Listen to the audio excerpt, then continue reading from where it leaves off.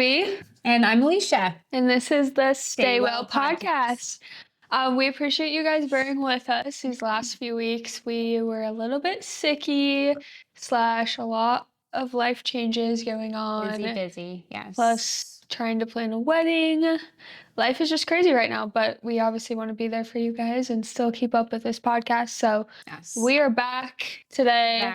And better than ever. So we appreciate you guys. We appreciate all of our followers. Yes, we do. But today we're going to be talking about probably more towards women. I feel like majority of our followers are women anyways, but we're going to be talking about quite a few things. PCOS, fertility issues, hormonal issues, and just kind of women's health in general, and how we can deal with that and how we can get to the root cause.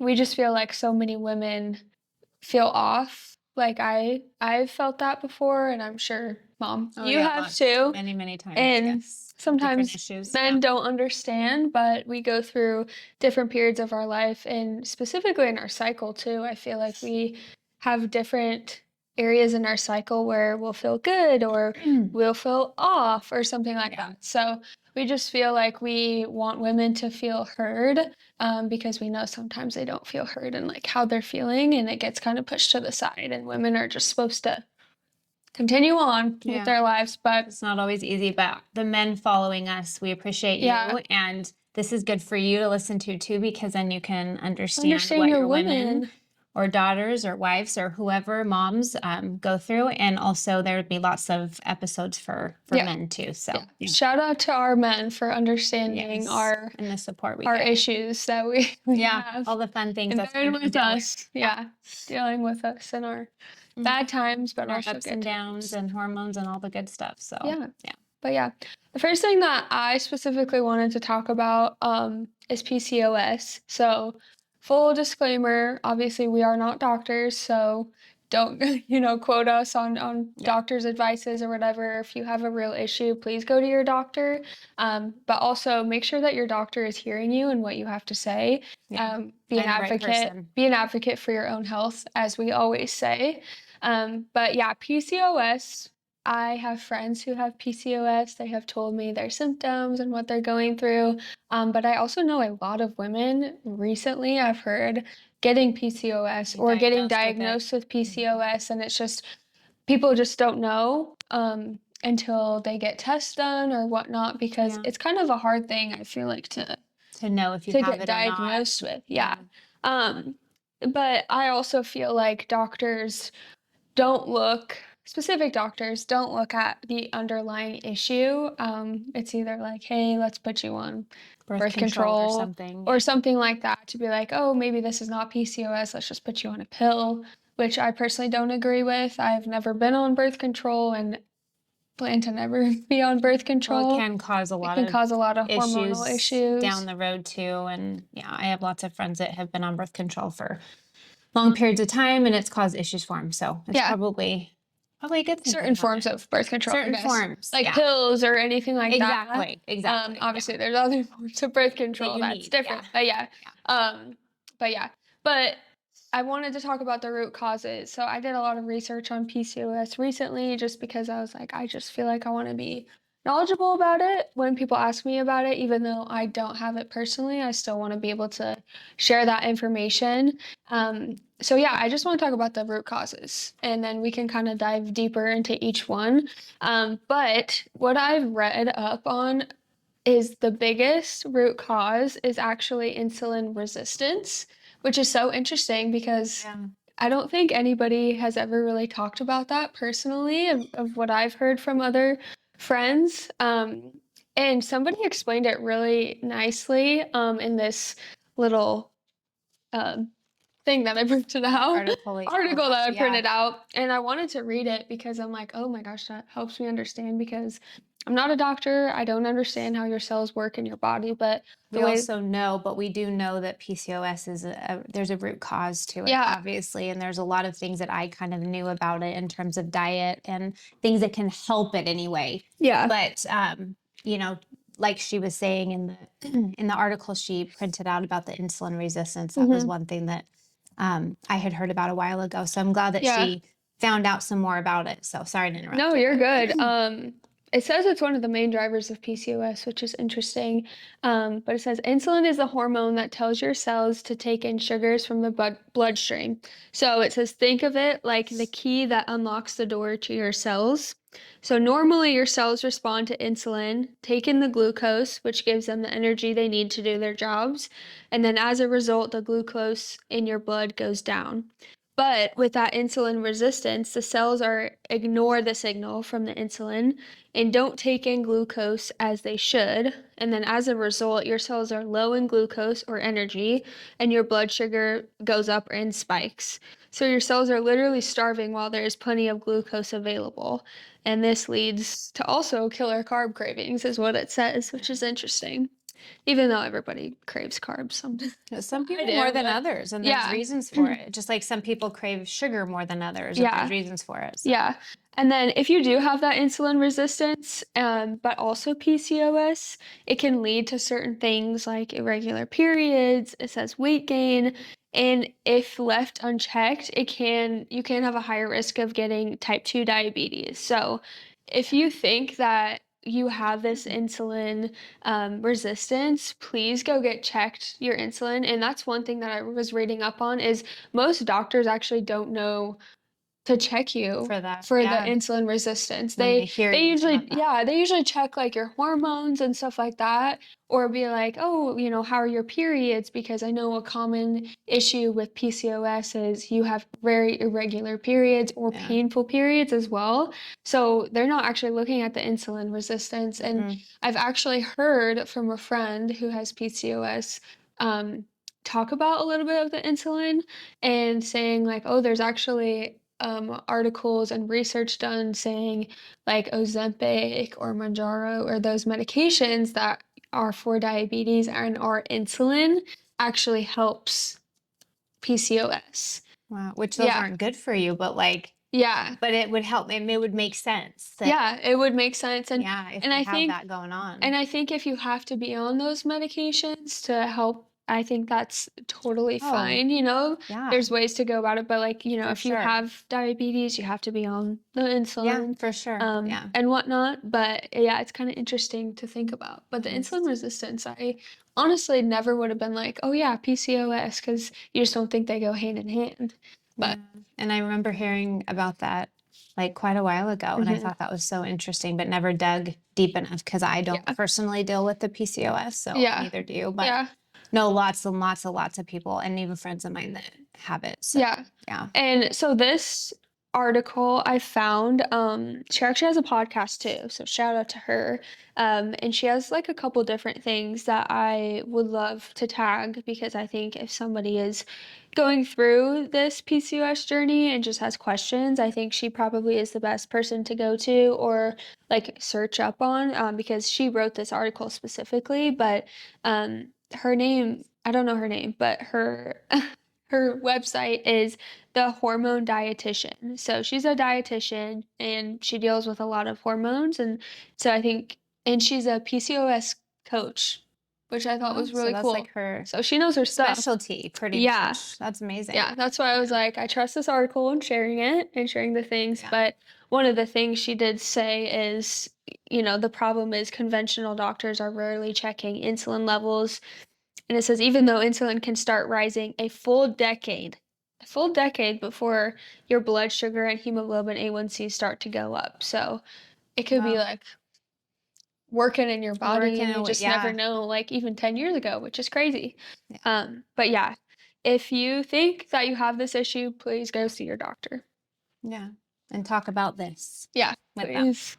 Oh, yes, there's that. Yeah, PCOS. The next root cause that I read up about that's still in this article as well is inflammation, which is crazy because inflammation is a root cause to actually a lot of diseases and sicknesses. And so I feel like that's one thing that you should really like be aware of is inflammation and what it can do to your body.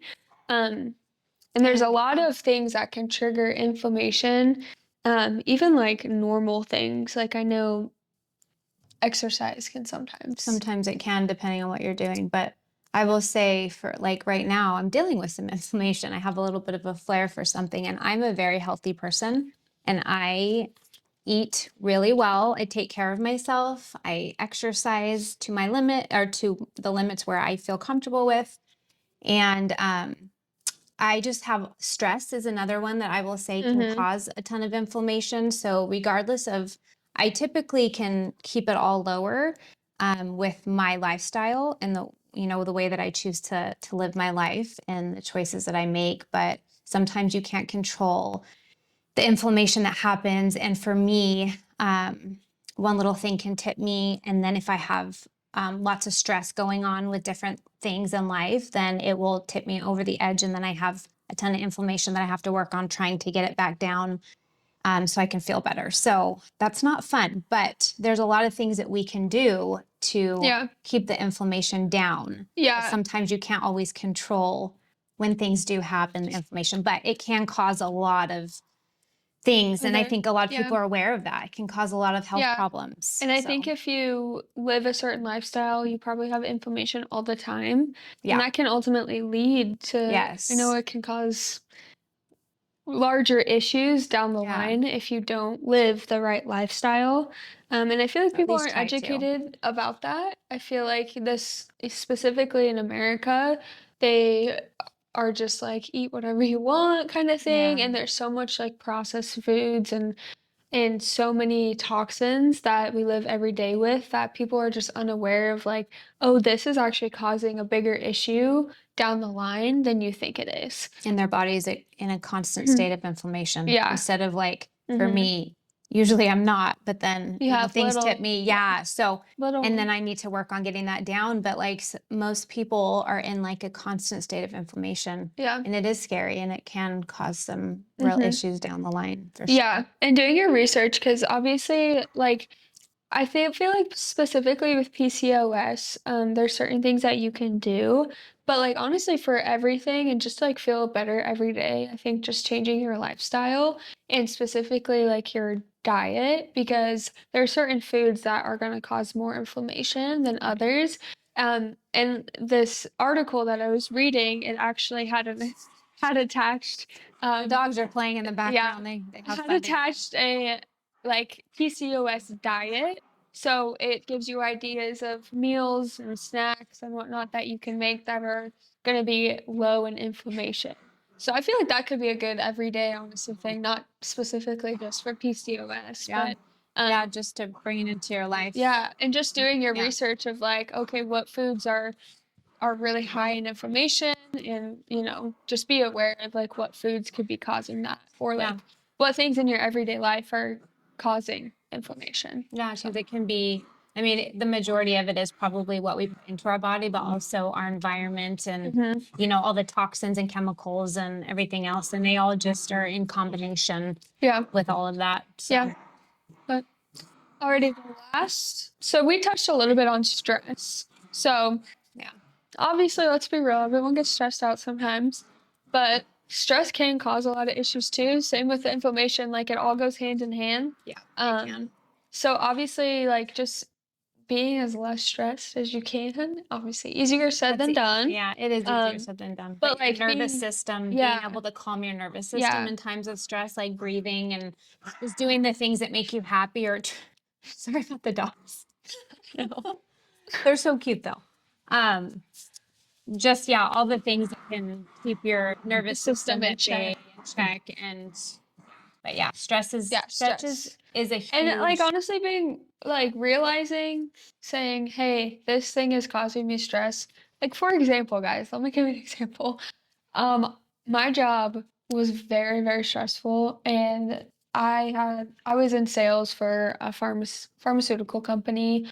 And I was at the point where like my mental health was not so good. And I would honestly cry probably once or twice a week about it because I was so stressed out, and just certain people in the job were just stressing me out. So I was like, I need to take control of this because it's something that I can actually control and look for something different or get a new position and whatnot. So just a couple weeks ago, I actually changed positions, but within the same company. And even Mason, and I'm sure you can see it too, is like how much like lighter I feel, Yeah. and my mental health is just so much better. I'm less stressed and whatnot. So I feel like that's definitely that just helps your health, just being less stressed, and it's just an example of don't do things that stress you out if you can Yeah, control you it. can control it. Jobs are hard because sometimes people have to have a specific job. But I think that Mhm. trying to prioritize your health and your mental health and Mhm. your stress levels are a huge, huge factor in how you're going to feel in life overall, health wise and mentally and Yeah. everything. And Your so, mental health is literally everything. yeah. It's so important.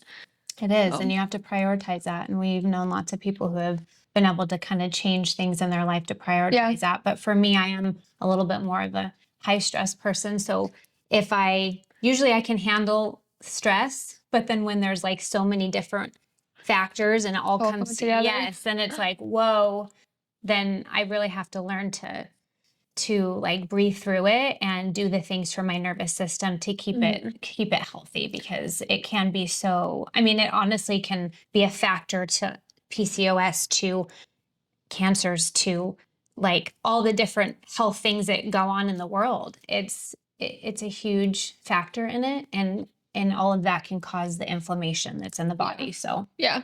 And just for like mental health, like anxiety, depression, we both have yeah. been through that, where we have our little moments of either being depressed or anxious. And Yeah. just, when you go through that, even though it feels like you're such in a dark place, there's ways out. And I think for There's hope. me, I'm like surrounding yourself with people that really care about you and know you, and doing things that you love. Um, Yeah. and just trying to be like positive through it all, even though it's hard. But we know we both have been there and we both have gotten out of it. So Yep. if you're having mental health issues, please Seek reach help, out, like absolutely. whatever you need to do. Yeah, it's a serious thing and Yeah. it happens to a lot of us. So there's hope and there's always Hmm. someone there to help. Yeah. So, We just got real deep. The last thing that I did want to talk about with the PCOS is hormonal imbalances.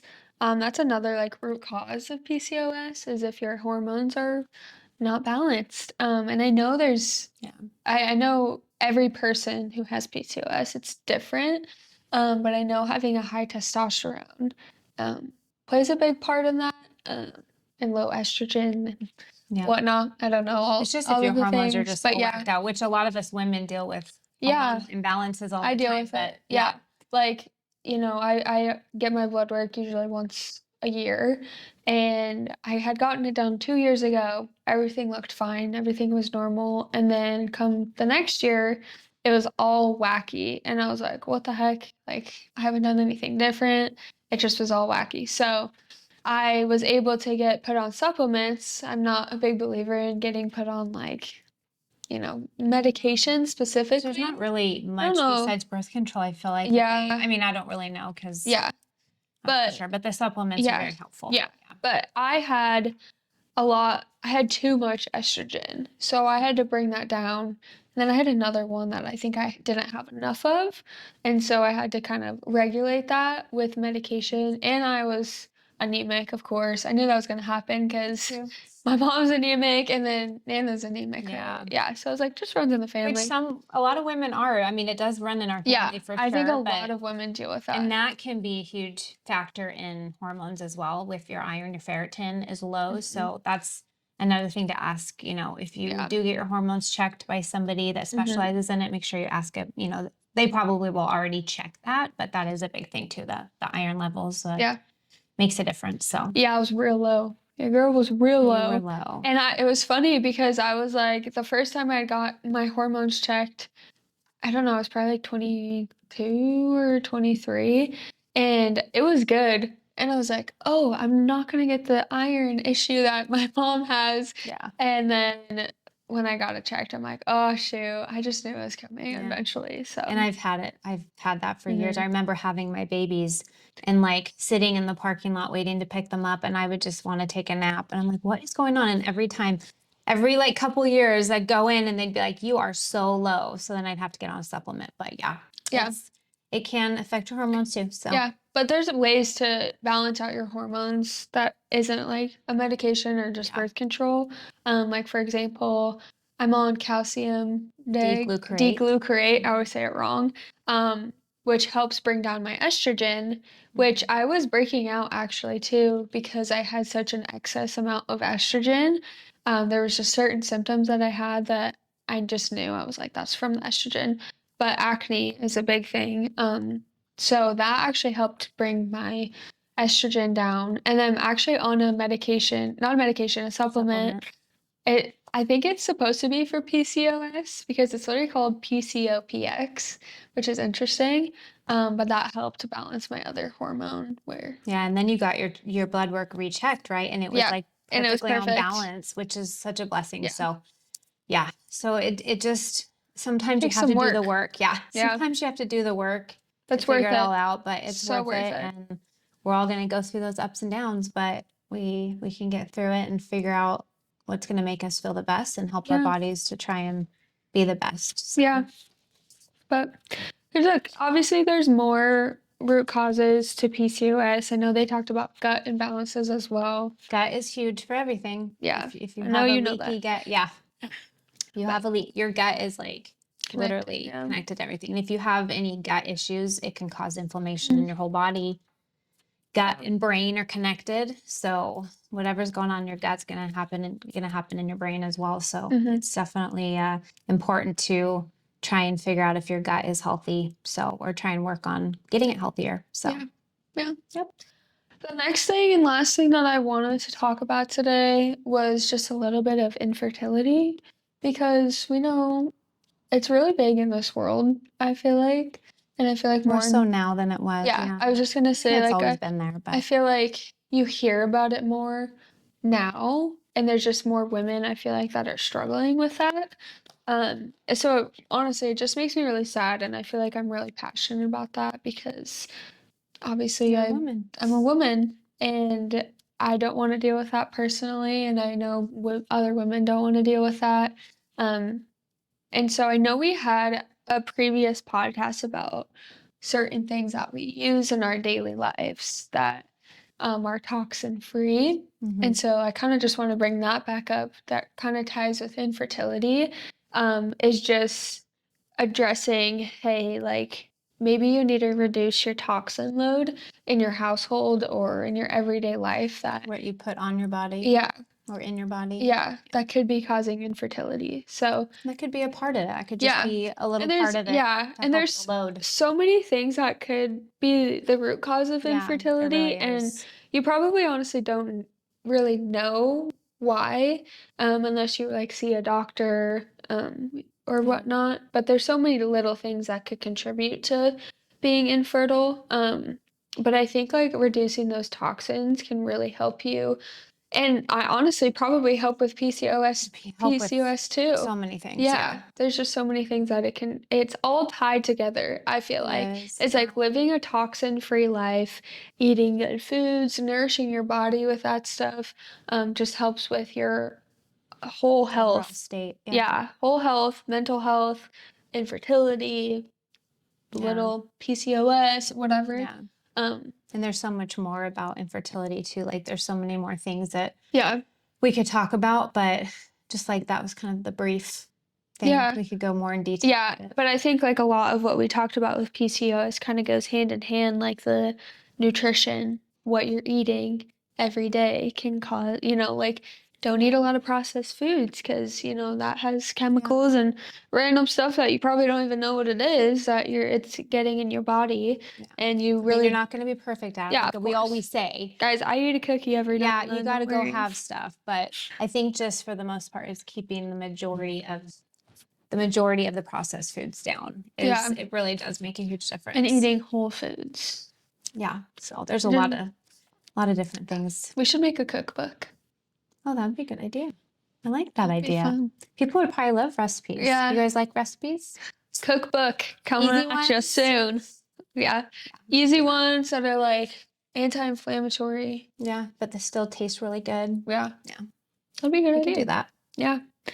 But yeah, I think the infertility thing too goes like the hormonal thing. I think getting your hormones in check helps with infertility. That could be a cause of infertility is like your hormones are wacky. I know is what I've heard is when women have low progesterone Yeah. is that I've heard that can cause miscarriages actually. It's because it's you Hmm. need progesterone to actually like keep a baby and Right. be able to grow a baby.